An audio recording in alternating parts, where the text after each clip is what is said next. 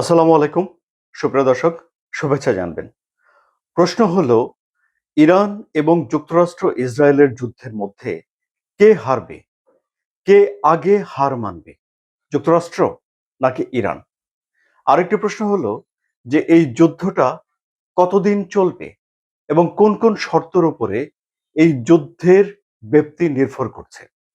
মার্কিন president Donald Trump যে বলেছেন যে যুদ্ধ শিগগিরই শেষ হবে, এর শেষ কে করবে? যুক্তরাষ্ট্র, ইসরায়েল নাকি ইরান? পরিস্থিতি আসলে কি দাঁড়াচ্ছে? কার মূল শক্তি কি? এসবই আলোচনা করব এই কনটেন্টে। আমি আনোয়ার সাদি আপনাদের স্বাগত জানাচ্ছি। তাহলে প্রথম বিষয় হলো যে এই যুদ্ধে কে আগে হার মানবে? এই যুদ্ধে ইরানে যুক্তরাষ্ট্র এবং ইসরায়েল ব্যাপক হামলা করেছে। ইরানের ব্যাপক ক্ষতি হয়েছে। তাদের যুক্তরাষ্ট্র দাবি করছে যে তাদের মিসাইল, তাদের সামরিক সক্ষমতা অনেকখানি কমিয়ে দেওয়া হয়েছে এবং তাদের এই অভিযান শেষ হয়ে গেলে ইরানে আর আক্রমণ করার সক্ষমতা বলতে কিছু থাকবে না বলেই ডোনাল্ড ট্রাম্প মনে করেন। কিন্তু আমরা দেখতে পেলাম যে ইরানের সবচেয়ে বড় যে ক্ষতি হয়েছে সেটি হলো তাদের নেতৃত্বের শূন্যতা। অর্থাৎ তাদের সর্বোচ্চ নেতা আয়াতুল্লাহ আলী খামেনি, প্রতিরক্ষা মন্ত্রী, আইআরজিসি চিফ এবং যারা আয়াতুল্লাহ আলী খামেনির সঙ্গে কাজ করেন এমন ৪০ জন লিডার হামলার প্রথম কয়েক ঘন্টার মধ্যেই মারা গেছেন। এত বড় ক্ষতির পরেও ইরান ঘুরে দাঁড়িয়েছে। তারা তাদের নেতৃত্বের যে শূন্যতা সেটি পূরণ করে ফেলেছে। এমনকি আয়াতুল্লাহ আলী খামেনির ছেলে মুজতবা খামেনিকে তারা তাদের সর্বোচ্চ নেতার আসনে বসিয়েছে এবং এই নতুন খামেনির নিয়োগের মধ্য দিয়ে সে দেশের শাসনভার, কর্তৃত্ব সবকিছুর পেছনে এখন আইআরজিসি বা ইসলামী বিপ্লবী রক্ষী বাহিনীর ব্যাপক দাপট রয়েছে, সেটাই প্রমাণিত হয়েছে। অর্থাৎ এই যুদ্ধ, এই আক্রমণ এবং দেশ পরিচালনার মূল ভার, দায়িত্ব এখন এই সংস্থাটি নিয়েছে এবং এই সংস্থার পরিকল্পনা অনুযায়ী পরিচালিত হচ্ছে, এটি বোঝা যাচ্ছে। সুপ্রিয় দর্শক, এই যে যুক্তরাষ্ট্র এবং ইসরায়েলের সঙ্গে কোনো না কোনো সময় একটা লড়াই লাগতে পারত, এই লড়াই অ্যাভয়েড করা যাবে না, এরকম একটা চিন্তা ভাবনা কি এই আইআরজিসি এর কমান্ডাররা ভাবেননি? তারা তো সবকিছু সামরিকভাবে ভাবেন। ফলে সমর বিশ্লেষকরা বলছেন যে তাদের মাথায় এই ভাবনাটা ছিল। তা মাথায় রেখে ইরান তাদের সামরিক সক্ষমতা তৈরি করেছে।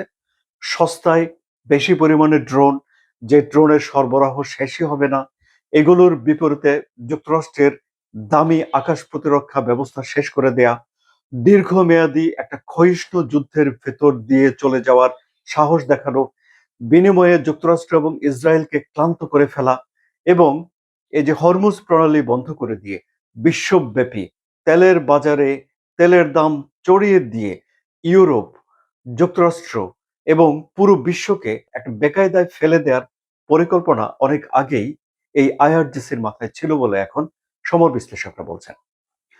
ফলে তারা এই পরিস্থিতিতে আগে থেকে যে পরিকল্পনা করে রাখা হয়েছে সেই পরিকল্পনা অনুযায়ী যুক্তরাষ্ট্রের বিরুদ্ধে লড়াই করে যাচ্ছে।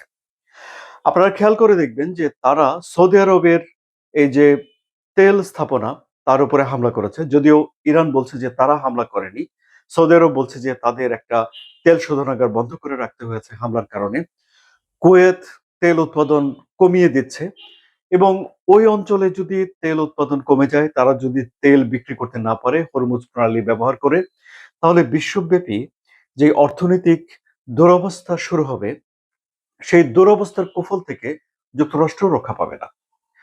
ডোনাল্ড ট্রাম্পের জন্য এটি একটা বড় মাথা ব্যথার কারণ হয়ে দাঁড়াবে নভেম্বরে, কারণ নভেম্বরে সে দেশে মধ্যবর্তী নির্বাচন হবে এবং ডোনাল্ড ট্রাম্প যে নির্বাচিত হয়ে এসেছেন জো বাইডেনের বিরুদ্ধে, তার মূল প্রচার ছিল যে ইউক্রেনে যুক্তরাষ্ট্র যেই টাকাগুলো খরচ করছে, অস্ত্রগুলো দিচ্ছে, এসবই অযথা দিচ্ছে। এগুলো ইউক্রেনে না দিয়ে যুদ্ধ না করলে যুক্তরাষ্ট্রের জনগণ বরং অনেক ভালো থাকতো। এমনকি ডোনাল্ড ট্রাম্পের যে হার্ডকোর সমর্থক রয়েছে, মাগা, মেক আমেরিকা গ্রেট এগেইন, তাদের অনেকেও অন্তহীন যুদ্ধে যুক্তরাষ্ট্র জড়িয়ে যাবে এই ব্যাপারটি মেনে নিতে পারে না।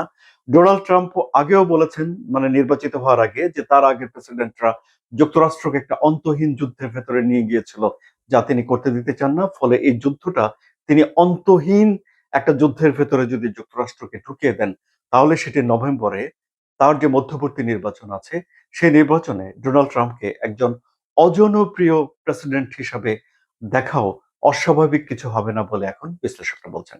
সুতরাং প্রশ্ন হলো যে ডোনাল্ড ট্রাম্প কি এরকম একটা ঝুঁকি নিতে চাইবেন তার ক্যারিয়ারের জন্য? আর এখানেই ইরানের যে স্ট্রেংথ, শক্তি তা লুকিয়ে রয়েছে। ইরান তাদের এই ক্ষেপণাস্ত্র ব্যবহার করে এই যুদ্ধকে প্রলম্বিত করে এবং তার প্রতিবেশীদের দেশে যুক্তরাষ্ট্রের যে ঘাঁটি রয়েছে সেখানে আক্রমণ করে যুক্তরাষ্ট্রের জন্য এই অঞ্চলকে অনিরাপদ করে তুলে একটা ক্ষয়িষ্ণু, একটা নির্মম যুদ্ধের ভেতর দিয়ে যাওয়ার জন্য ইরান তার প্রস্তুতি নিয়ে রেখেছে এবং সে অনুযায়ী তারা কাজ করছে। ইরানের আইআরজিসি চিফ বলেছেন যে 6 মাস পর্যন্ত টিকে থাকার মতো ক্ষেপণাস্ত্র তাদের রয়েছে, কিন্তু আঞ্চলিক যে সূত্রগুলো রয়েছে তার বরাত দিয়ে আন্তর্জাতিক গণমাধ্যমগুলো বলছে যে হয়তো ইরানের অর্ধেক ক্ষেপণাস্ত্র শেষ হয়ে থাকতে পারে। আর যদি তাদের এই হিসাব ঠিক হয় তাহলে আরো অন্তত 2 থেকে 3 সপ্তাহ ইরান এই যুদ্ধটা চালিয়ে যেতে পারবে এবং 2 থেকে 3 সপ্তাহ যদি ইরান যুদ্ধ চালিয়ে যায় তাহলে তা যুক্তরাষ্ট্রের জন্য অনেক বড় মাথা ব্যথার কারণ হয়ে দাঁড়াবে বলেই এখন ধারণা করা হচ্ছে। কেন? কারণ বিশ্লেষকরা বলছেন যে যুক্তরাষ্ট্রের যেই প্রস্তুতি যুদ্ধের তা একটা অল্প মেয়াদের যুদ্ধ করার জন্য, আর ইরানের যে প্রস্তুতি তা দীর্ঘমেয়াদে যুদ্ধ করার জন্য। ফলে এই যে ইসরায়েলের সঙ্গে মিলে যুক্তরাষ্ট্র প্রথম দফার হামলাতেই এই যে ইসলামী বিপ্লবের পক্ষের খামেনি সরকারের 40 জনেরও বেশি নেতাকে সরিয়ে দিয়েছিল এবং তাতে করে এই সরকার পতন হয়ে যাবে বলেই হয়তো তারা ধারণা করেছিল, যে জন্যই হয়তো ডোনাল্ড ট্রাম্প এবং বেনিয়ামিন নেতানিয়াহু বলেছিলেন যে অভিযান শেষ হয়ে যাওয়ার পর ইরানের জনগণ যেন তাদের সরকার গঠন করে। এখন দেখা যাচ্ছে যে মুস্তফা খামেনি, নতুন খামেনি ক্ষমতায় আসার পরে তাদের চিন্তা ভাবনার অনেকটাই উলটপালট হয়ে গেছে বলেই এখন বিশ্লেষকরা বলছেন। ইরানের জনগণ এই যুদ্ধের সঙ্গে অনেকটাই খাপ খাইয়ে নিয়েছেন। সেখানে কিন্তু ব্যাংক, বীমা, দোকানপাট বন্ধ হয়নি, এমনকি বন্দরও বন্ধ হয়নি। মোহর মোহর আক্রমণ হচ্ছে, কিন্তু তারপরেও বন্দরে পণ্য খালাস সহজতর করা হয়েছে, ব্যবসা বাণিজ্য চালু আছে এবং এমনকি এই যে আক্রমণের পরে সে দেশের মানুষের ভেতরে এক ধরনের সংহতি তৈরি হয়ে হয়ে উঠেছে এবং এই সংহতি প্রমাণ করে যে ইরানের মানুষ চায় না যে ইরান ভেঙে টুকরো টুকরো হয়ে যাক। আর এই যে মানসিকতা সেটি খামেনি সরকারকে এই যুদ্ধে প্রবলভাবে টিকে থাকার জন্য আরেকটু বেশি সময় দেবে বলেই এখন ধারণা করা হচ্ছে। তাহলে মার্কিন প্রেসিডেন্ট এখন কি করতে পারেন? মার্কিন প্রেসিডেন্ট ডোনাল্ড ট্রাম্প বলেছেন যে যতক্ষণ পর্যন্ত ইরানের আক্রমণ করার সক্ষমতা পুরোপুরি ধ্বংস হয়ে যাচ্ছে ততক্ষণ পর্যন্ত যুদ্ধ চলবে, কিন্তু তিনি বলেছেন যে শিগগিরই এই যুদ্ধ শেষ হয়ে যেতে পারে। তার মানে দাঁড়াচ্ছে যে ডোনাল্ড ট্রাম্পের একটা লক্ষ্য আছে যে ইরানের সক্ষমতাকে ধ্বংস করা এবং তারপর এটি যদি হয় তাহলেই এখন যুক্তরাষ্ট্র নিজেকে বিজয়ী বলতে পারবে। তাহলে যুক্তরাষ্ট্রের ঝুলিতে কিছু বিষয় রয়েছে। নাম্বার ওয়ান, তারা আয়তুল্লাহ আলী খামেনি সহ 40 জন নেতাকে মেরে ফেলেছে আক্রমণ করে ইসরায়েলের সঙ্গে। এটি তাদের একটা পয়েন্ট। তারা বলতে পারে যে ইরানের নেতৃত্ব শূন্য করে ফেলেছে ইরানকে এবং তারা যে 5,000-এরও বেশি লক্ষ্যবস্তুতে আক্রমণ করেছে তাতে করে ইরান ব্যাপকভাবে বিপর্যস্ত হয়ে পড়েছে বলে যুক্তরাষ্ট্র নিজেকে বিজয়ী দাবি করতে পারে এবং এই বিজয়ের জয় মাল্য তাদের গলায় আছে এই কথাটি বলে যুক্তরাষ্ট্র এই যুদ্ধ শেষ করে দিতে পারে, তাই নয় কি সুপ্রিয় দর্শক? কিন্তু ইরান কি সহজেই এই যুদ্ধ শেষ করতে চাইবে?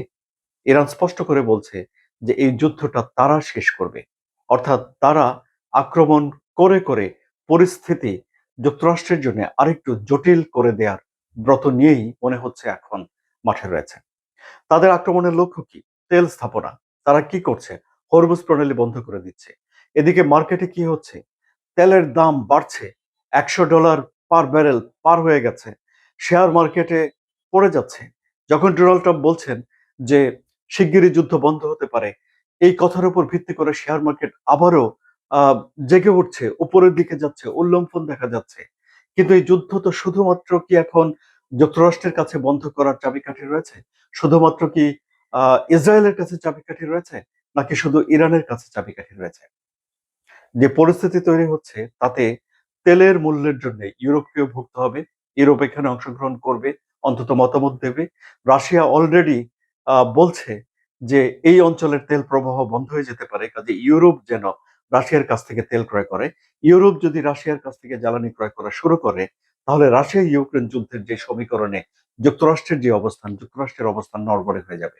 অর্থাৎ ইউরোপের সঙ্গে তখন যুক্তরাষ্ট্রের দ্বন্দ্ব শুরু হয়ে যেতে পারে বলেই অনেকে ধারণা করছেন। সুতরাং সামনের দিনগুলোতে পরিস্থিতি একটু জটিল। এই জটিল পরিস্থিতিতে যদি টিকে থাকতে পারে এই খামেনি সরকার, তাহলেই সেটি ইরানের জন্য জয়। তাই নয় কি? আপনাদের কি মতামত? কমেন্টে জানান।